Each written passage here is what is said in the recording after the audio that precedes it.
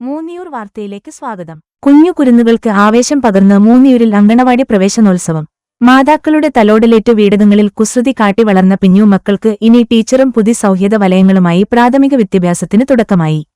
വനിതാ ശിശു വികസന വകുപ്പിന്റെ കീഴിൽ പ്രവർത്തിക്കുന്ന സംസ്ഥാനത്തെ മുഴുവൻ അങ്കണവാടികളിലും ഇന്ന് നവാഗതരെ വരവേറ്റ് പ്രവേശനോത്സവം നടന്നു.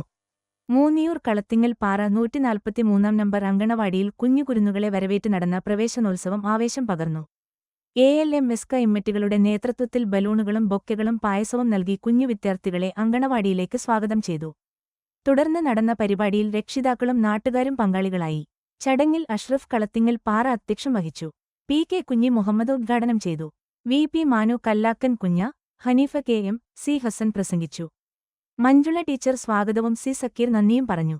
പരിസ്ഥിതി ദിനത്തിന്റെ ഭാഗമായി ഹരിതമിഷൻ കേരളയുടെ ചങ്ങാതിക്കുരു തൈ എന്ന പദ്ധതിയുടെ വിതരണവും ചടങ്ങിൽ നടന്നു.